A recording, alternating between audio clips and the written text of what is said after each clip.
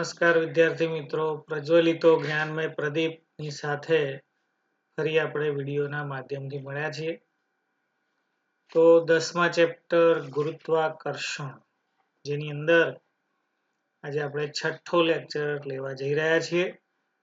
આજના લેક્ચરની અંદર આપણે પદાર્થનું ચંદ્ર પર વજન તેના પૃથ્વી પરના વજન કરતા છઠ્ઠા ભાગનું હોય છે તે સાબિત કરવાનું છે. તેમજ દબાણની વાત કરવાની છે, દબાણની વ્યાખ્યા, તેનું સૂત્ર, તેનો SI એકમ તે પણ આપણે જોવાનો છે. દબાણના અનુલક્ષીને કેટલાક નાના નાના પ્રશ્નો છે, જેમાંનો એક પ્રશ્ન છે કાપવા માટેના ઓજારોની ધાર તીક્ષ્ણ સાથી રાખવામાં આવે છે. બીજો પ્રશ્ન છે બહુમાળી મકાન તેમજ ડેમના પાયા પહોળા સાથી રાખવામાં આવે છે. ત્રીજો નાનો પ્રશ્ન છે ઊંટ રણમાં સરળતાથી કેમ દોડી શકે છે. બસ કે ટ્રકના ટાયર પ્રમાણમાં પહોળા અને પૈડાની સંખ્યા સૌથી વધારે હોય છે. દરરોજના જીવનમાં જરૂરી દબાણના કેટલાક ઉપયોગો જણાવો. આટલા જે પ્રશ્નો છે દબાણના અનુલક્ષીને છે, જે નાના નાના પ્રશ્નો છે, જે આજે આપણે એક સાથે દબાણની વાત કરવાના છીએ. તો સૌથી પહેલો આપણો પ્રશ્ન છે કે પદાર્થનું ચંદ્ર પર વજન તેના પૃથ્વી પરના વજન કરતા છઠ્ઠા ભાગનું હોય છે તેમ બતાવો. તે સાબિત કરવાનું છે, જે આપણે એક દાખલાના ઉદાહરણ દ્વારા પણ આપણે અહીંયા સમજવાના છે. ચંદ્ર પર કોઈ પદાર્થનું વજન એવું બળ કે જેના પર ચંદ્ર તે પદાર્થ પોતાની તરફ આકર્ષે છે. ચંદ્રનું દળ એ પૃથ્વીના દળની સાપેક્ષમાં ઓછું છે. આપણે કોઈ એક પદાર્થનું વજન ચંદ્ર પર અને પૃથ્વી પરના વજન કરતા છઠ્ઠું ઓછું થાય છે.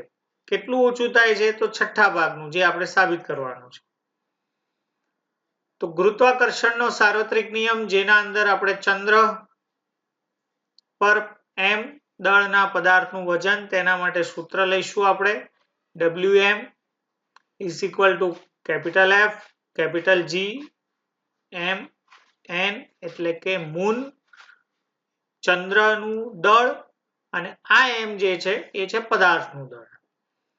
ફરીથી એકવાર Wm એટલે ગુરુત્વાકર્ષણ જે લાગે છે તે, એનો વેઇટ મૂન, ચંદ્ર પરનું મૂન એટલે m એટલે મૂન છે.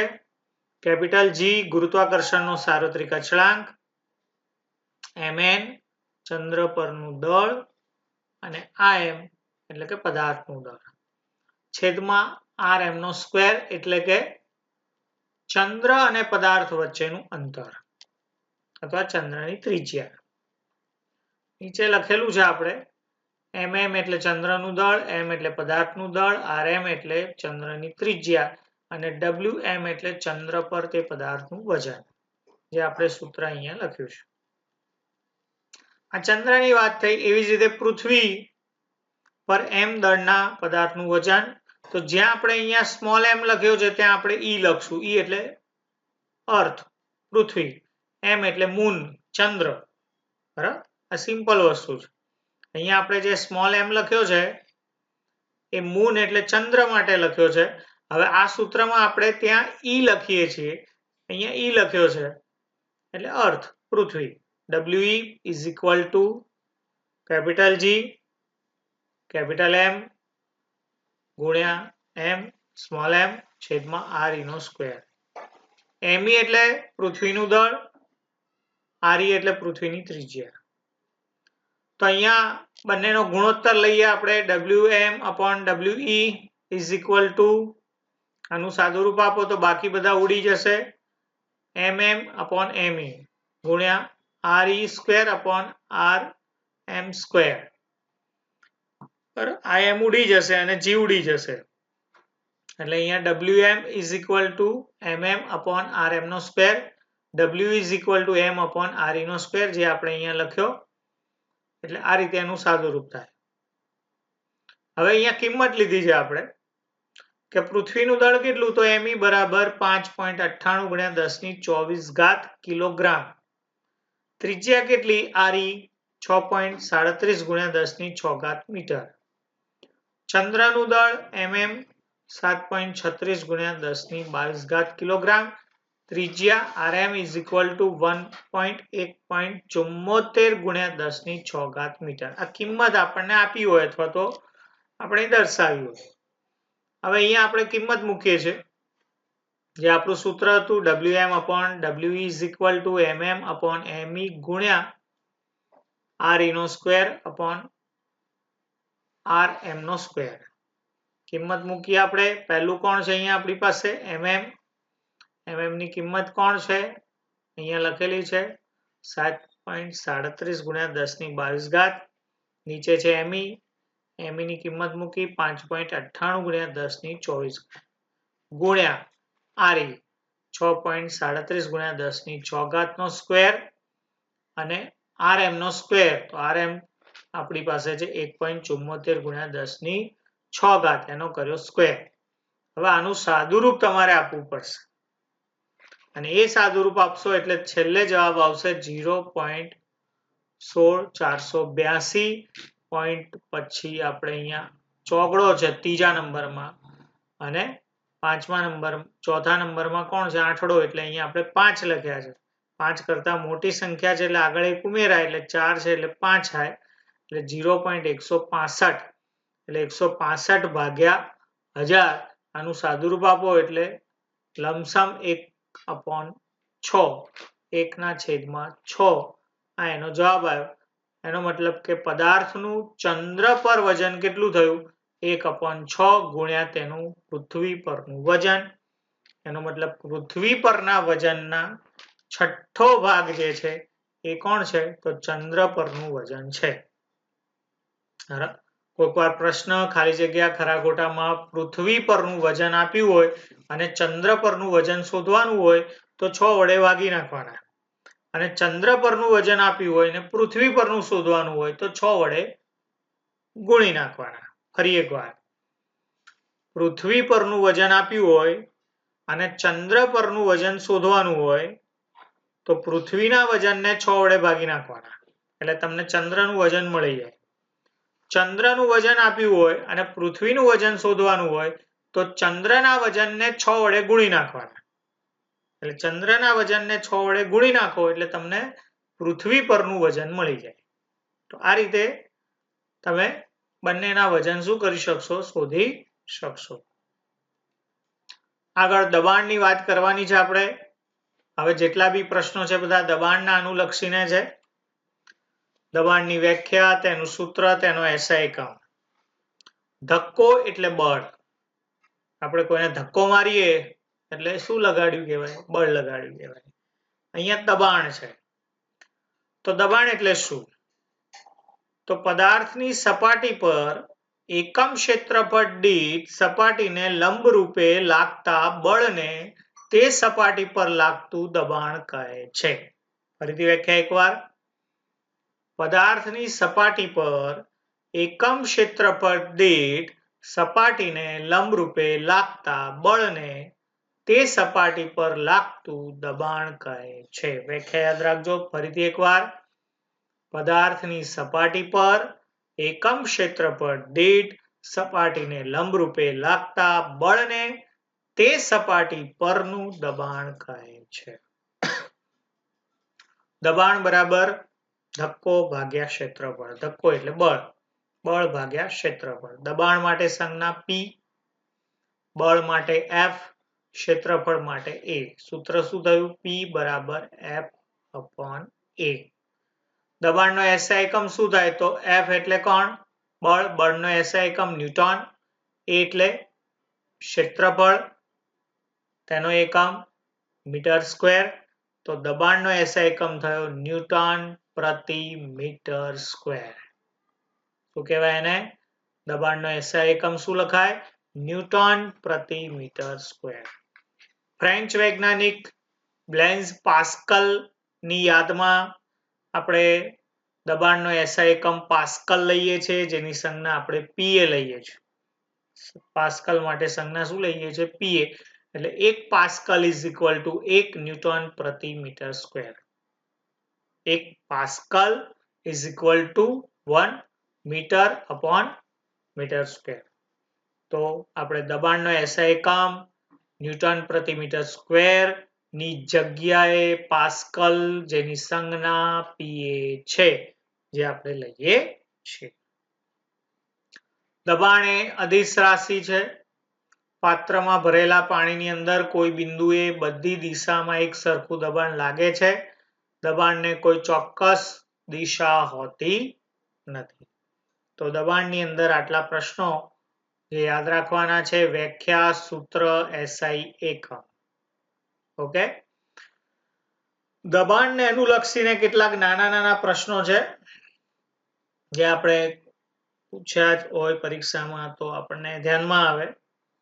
જેમ કે પહેલો પ્રશ્ન છે કે કાપવા માટેના ઓજારની ધાર એકદમ તીક્ષ્ણ રાખવામાં આવે છે, જે તમે જોઈ હશે. કાપવા માટેના કયા કયા ઓજારો? છરી છે, ચપ્પુ છે, કુહાડી છે. આ બધાની ધાર તમે જોશો તો એકદમ કેવી હોય? તીક્ષ્ણ હોય.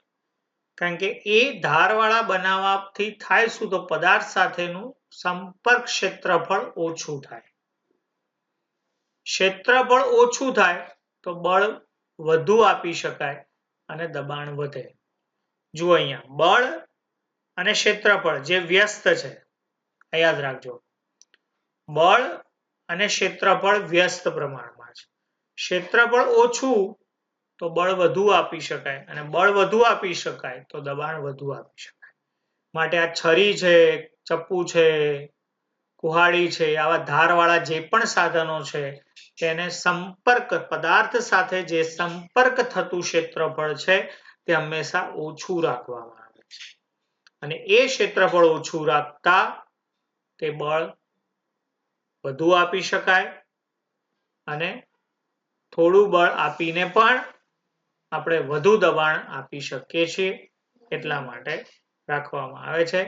માટે પદાર્થને કાપવો હોય તો થોડું બળ આપીને પણ તે વધુ કાપી શકાય છે.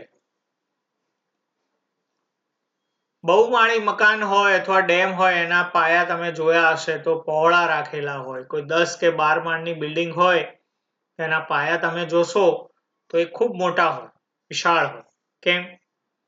કારણ કે બહુમાળી મકાન હોય અથવા ડેમ હોય, તેના પાયા પહોળા રાખવાથી તેનું ક્ષેત્રફળ મોટું થાય છે. ક્ષેત્રફળ કેવું થાય? મોટું થાય. ક્ષેત્રફળ વધારે તો દબાણનું મૂલ્ય ઘટે. યાદ રાખજો. ક્ષેત્રફળ વધે તો દબાણનું મૂલ્ય ઘટે. એટલે ક્ષેત્રફળ વધારીને દબાણનું મૂલ્ય શું કરી શકાય? ઘટાડી શકાય. બહુમાળી મકાન હોય તેમજ ડેમના પાયા હોય, તે પહોળા રાખવાથી ઉપરથી આવતું વધારે દબાણનું મૂલ્ય શું થાય? ઘટે. એટલે ઇમારત કે ડેમને નુકસાન થતું નથી. માટે આવું રાખવામાં આવે છે.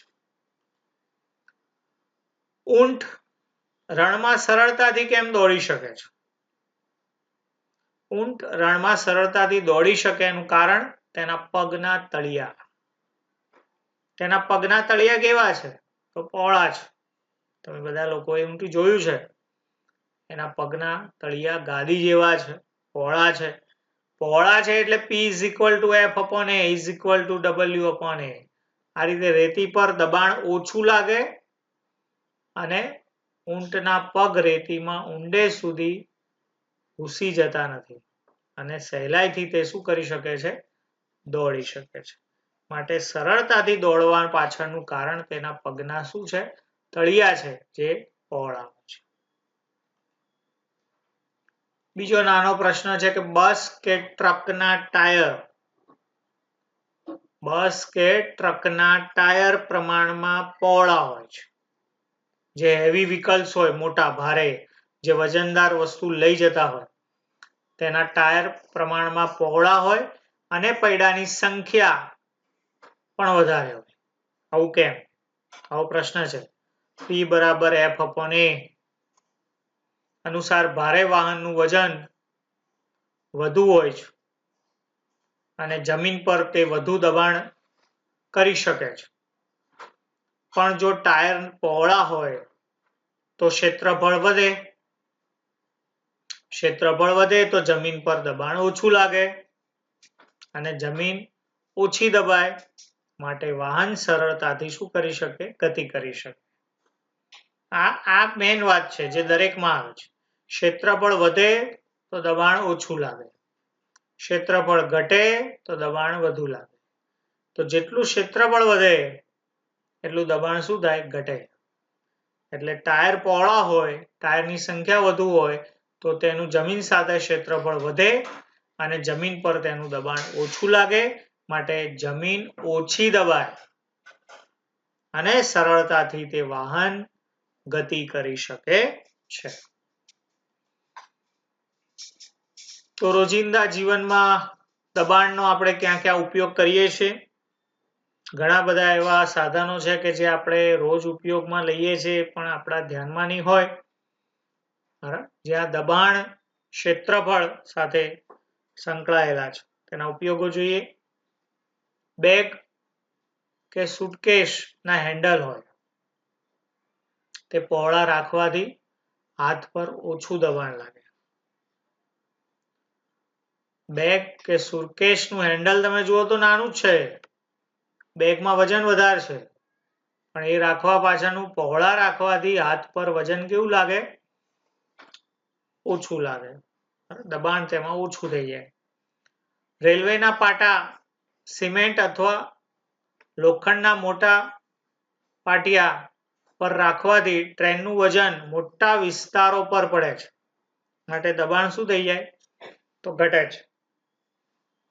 રેલવેના પાટા સિમેન્ટ અથવા તો લોખંડના મોટા પાટિયા ઉપર રાખેલા હોય જે તમે બધા લોકોએ જોયા હશે. આ કરવાથી શું થાય? તો ટ્રેનનું વજન કેટલું વધુ છે? એ ટ્રેનનું વજન મોટા વિસ્તારમાં વહેંચાઈ જાય એટલે દબાણ શું થઈ જાય? ઘટી જાય. ટ્રેક્ટરના પહોળા ટાયર જે આપણે જોયા છે ખેતીમાં ઉપયોગમાં લેવાય છે. તો ખેતીની જમીન તો પોચી હોય, ટ્રેક્ટર વજનદાર હોય પણ એ ખેતરના અંદર જે ટ્રેક્ટર ફરે છે એના ટાયર પહોળા છે માટે ખેતરની જમીનમાં ઓછા ઘૂસે છે. તેથી ટ્રેક્ટર સહેલાઈથી ગતિ કરી શકે છે. માણસ ચાલતો હોય ત્યારે જમીન પર દબાણ વધુ હોય પણ ઊભો હોય ત્યારે જમીન પર દબાણ ઓછું હોય. આવું કેમ? માણસ ચાલતો હોય ત્યારે જમીન પર દબાણ વધુ હોય પણ ઊભો હોય ત્યારે જમીન પર દબાણ કેવું લાગે? ઓછું લાગે. આનું કારણ માણસ જ્યારે ચાલતો હોય ત્યારે જમીન સાથે સંપર્કમાં રહેલા પગનું ક્ષેત્રફળ ઓછું હોય. માણસ જ્યારે ચાલતો હોય ત્યારે જમીન સાથે સંપર્કમાં રહેલા જે પગ છે તેનું ક્ષેત્રફળ ઓછું હોય તેથી તે જમીન પર વધારે દબાણ લગાડે. પણ તે ઊભો હોય ત્યારે જમીન સાથે સંપર્કમાં રહેલા પગનું ક્ષેત્રફળ વધુ હોય. તમે ચાલો છો એટલે પૂરેપૂરો પગ જમીન સાથે સંપર્કમાં નથી. તમે અનુભવ કરી શકો છો. તમે જ્યારે ચાલો છો ત્યારે તમારા પૂરેપૂરા પગ જમીનના સંપર્કમાં નથી માટે પગનું ક્ષેત્રફળ ઓછું છે. જમીન સાથે સંપર્કમાં રહેલા પગનું ક્ષેત્રફળ ઓછું છે માટે જમીન પર વધારે દબાણ લાગે છે. પણ જ્યારે તમે ઊભા છો ત્યારે તમારા પગનું સંપૂર્ણ ભાગ એ જમીનના સંપર્કમાં આવી ગયો છે એટલે તમારા પગની જે પાણીથી લઈને બધું A to Z આખો ભાગ જે છે એ જમીનના સંપર્કમાં છે માટે પગનું ક્ષેત્રફળ વધુ થયું, દબાણ કેવું થયું? ઓછું થયું. તો આ રીતે દબાણના કેટલાક આપણે રોજિંદા જીવનમાં ઉપયોગો હતા તે આજે આપણે જોયા. દબાણના અનુલક્ષીને જે પ્રશ્નો હતા તે આપણે આજે જોયા. મૂળ વાત તમારે યાદ રાખવાની છે કે ક્ષેત્રફળ વધે તો દબાણ ઓછું લાગે, ક્ષેત્રફળ ઘટે તો દબાણ વધુ લાગે. એના અનુસંધાનમાં આ બધા નાના નાના પ્રશ્નો છે. જો પરીક્ષામાં પૂછાય તો આ રીતે તમે લખી શકો છો. આજે આપણે પૃથ્વીના વજન કરતા ચંદ્ર પર પદાર્થનું વજન 6થા ભાગનું છે. આ એક પ્રશ્ન જો દબાણની વ્યાખ્યા એકમ, SI એકમ, સૂત્ર જોયું અને દબાણના અનુલક્ષીને કેટલાક પ્રશ્નો હતા તે જોયા. આ બધા પ્રશ્નો એક વખત લખવાના છે. નાના પ્રશ્નો છે, સહેલા પ્રશ્નો છે. 3 થી 4 વખત વાંચો, તૈયાર કરો. આ જ રીતે આપણે વિદ્યા લેતા રહીએ, કારણ કે વિદ્યા જેવું બીજું કોઈ સુખ નથી.